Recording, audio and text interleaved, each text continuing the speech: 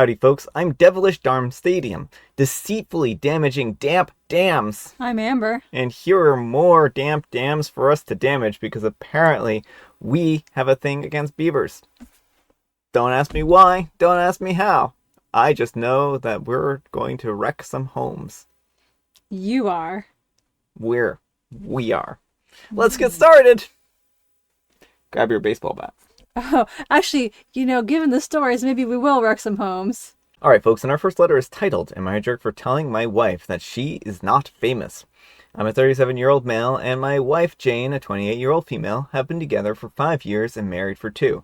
Our relationship was always good, but it's taken a downturn recently. When we got together, we had the same job, we made similar amounts of money, and attended a lot of social events, both separately and together. A year ago, Jane won a life-changing amount of money, in the millions, and quit her job and set up some charities that help our local community. She's always been active in our community, and she donates books to the library, volunteers for book groups, goes to the community council, etc. But ever since setting up her charities, she spends a lot of time away from home and at events. She always invites me, but I rarely go, as they're long and boring, and frankly, the amount of them that she goes to is exhausting. She is now so well known in the community that we can't go out with someone talking to her on the street or recognizing her. I feel like I'm in a relationship with her voicemail sometimes. I decided to confront her about it, and we had a massive argument during which she said that she enjoys talking to people in our community and hearing how she's helped them. I told her that she's selfish, and she's throwing away money at a small town, and that doesn't make her famous. She said that she wasn't even trying to be, and that I know how much the community and helping other people means to her and why, and that I had gone too far. She now is staying with her aunt and won't talk to me. Am I the jerk? Alright folks, what do you think? Jerk or not the jerk? Yeah, I think OP's being the jerk here, and it sounds like he's probably a bit jealous. Like, it's one thing if your partner is spending all their time away. Like, it's perfectly fine to be like, hey, you're spending an awful lot of time. I really miss our time together. Can we do something, the two of us? Yeah. But to just go up and insult her and tear her down, like, that's not cool. No, it really isn't. I think that there is a pretty big issue here with the way he's handling this situation. I feel like what Amber said is probably true. He's jealous, and he's taking it out on her. And he could go to these different events if he wanted to, but he's choosing not to because they're too boring, right? So it shows that he's more concerned about... He's not really concerned about the community or helping the community out in the same way that she is. She's really passionate about these things, and it shows. And I think he's projecting, because the whole, and again, I don't know his wife, so, maybe she does want to be famous, but it sounds like from her side of things, that's not what she's going for, and it feels like he's just kind of, projecting onto her, well, if I were doing this, it would only be for selfish reasons. Mm-hmm. So clearly, you're only doing this for selfish reasons. Yeah, and that's really kind of what it seems like. But let me know what you folks think. So anyhow, take care and good luck. Alright folks, and our next letter is titled, Am I a Jerk for Drinking on My Designated Driver Nights? Me and a close group of my friends go out to drink reasonably often, and we all take turns being designated driver in a rotation of sorts. The issue for me is that I'm heavily visually impaired, to the point that I can never and will never be able to legally drive, even using bioptics or other assistive tech. Instead, on my nights, I pay for an Uber or a taxi for all of us, which others have said is completely acceptable for them. The problem comes up with me drinking on my nights. Even though that I'm not actually driving and can't reasonably be expected to, one of my friends expressed that it's not fair that I get to drink on my nights when everyone else holds back on theirs. In my view, it's not fair at all. If anyone else wanted to drink on their own night, they're more than welcome to pay for an Uber the way that I do every time that it's my night. They usually choose not to. Am I the jerk here? I'm not an alcoholic, and I'm more than fine going through an event without drinking or anything, but I also don't see the point in holding back when I reasonably could have one. Alright folks, what do you think? Not the jerk. I mean, this is kind of outrageous. And you could just say back to them, well, it's not fair, the fact that you can drive a car and I can't. I have to pay all this extra money, to be able to contribute equally to our group. Yeah, I mean, it does feel like there's a little bit of a unfairness quality here, and it's not that OP is choosing to drink on their nights, it's that OP is visually impaired and can't even. And certainly, I think that it's really good that OP is contributing in the way that they can. And I certainly understand the feeling of jealousy, but maybe the plan in the future should be that if this other person wants to drink on their nights, that they can hire an Uber as well. Right. And I think that's perfectly like fine that anyone can pay for an Uber if they want to and the others just choose not to. Mm-hmm. But I just think it's so ridiculous to say to someone who's visually impaired and, probably potentially struggles in other areas due to their, eyesight, to be like, oh, well, it's not fair. Like, you have things so easy because you can't see things as well as me. Yeah. But let me know what you folks think. So anyhow, take care and good luck. Alright folks, and our next letter is titled, Will I Be a Jerk If I Accept a Large Sum of Money from My Biological Family? I'm a 20-year-old female and I was adopted as an infant. I never met my biological father or mother, but I knew that I was adopted from day one. I also knew that my bio mom was 15 when she had me and my bio dad was in his 20s.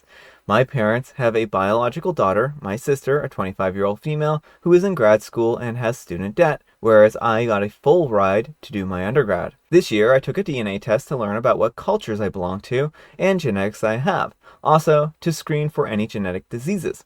I discovered that I am predisposed to certain allergies I didn't know about, and I also have discovered several matches. And when I saw the last name, I didn't think anything of it. However, a few weeks ago, I received a phone call from my family law office asking if I was who I claimed to be. And we spoke for a little bit.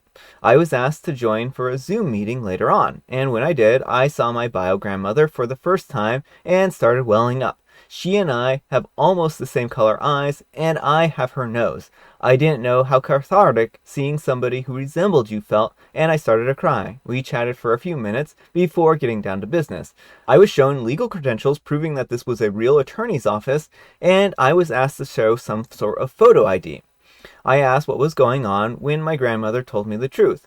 My bio dad is a trust fund baby, and he is rich. As a middle-class person, this was a huge shock. After my bio family found out that he had a kid and told nobody about me, they were furious. My grandmother wants to change over my bio dad's trust to me.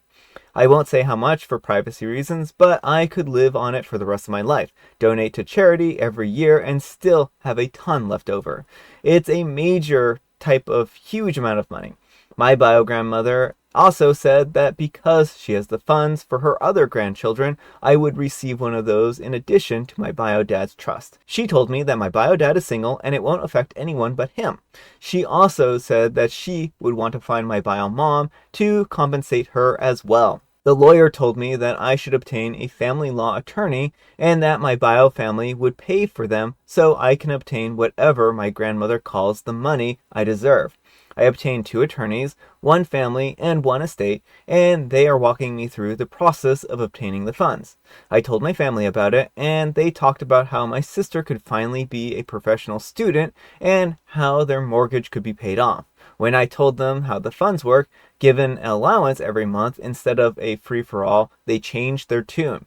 They said that I'm their family and that I should refuse the funds out of principle.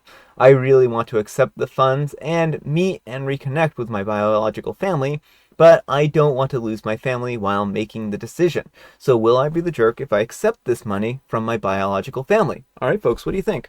No, OP, I don't think you'd be the jerk for accepting the money. Now, that can't guarantee that your bio family will be happy about it, or your adoptive family will be happy about it, but I mean, it seems really, really selfish to just be like, well, since I can't have access to this money, you shouldn't have it either. Like, if you really love someone, you should be happy that they have something that's going to set them up for life, you Yeah. know. What's good for the goose is good for the gander, right? And I think in this particular case, OP, if what happens to OP is beneficial, then it may provide opportunities for the rest of her family as well, right? And that's something that is important to know. And I mean, I don't think OP is going to go and abandon the people who she's known as her family for her whole life, right?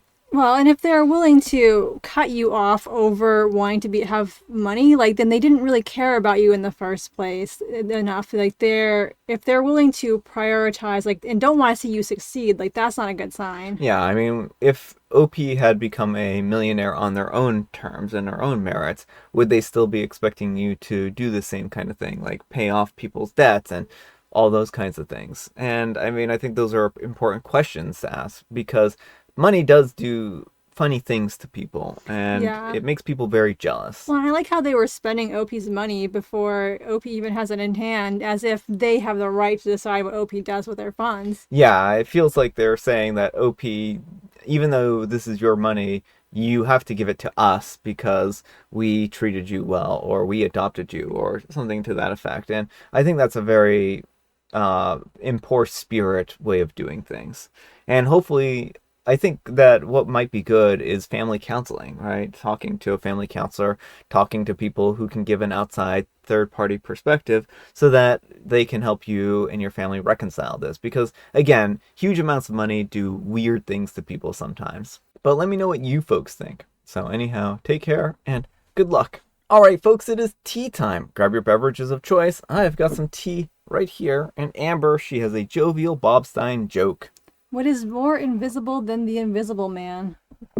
Well, I would say probably like ultraviolet radiation's pretty invisible to the visible eye, naked eye, and then in His wavelengths. shadow. Oh, well, maybe. Well, if he's invisible, he wouldn't even cast a shadow. So the question is, does something that's non-existent, is that more invisible than something invisible? Well, I mean, it depends what wavelengths of light the invisible man absorb, right? I mean, are we assuming that he's just invisible in the visible spectrum? Is he invisible in the ultraviolet and the infrared spectrums? Because if he's invisible in all the spectrums, then maybe his shadow would also be invisible, right? The thing is, like, he may actually cast a shadow in a different spectrum. Yeah, but if he's visible in a different spectrum, then he's going to be more visible than the shadow, or as visible as the shadow in that spectrum. I mean, I guess, but no, the shadow's only visible if you're visible. That's what I'm saying is if you say he's visible in a certain spectrum of light and it's casting a shadow in that spectrum, Mm-hmm. then he's as visible, if not more visible than the shadow. Okay, maybe. Let me know what you folks think about this weird debate question. And I have Mega Mint tea. All right, folks, that's all the time we have for today. Thank you so much for watching.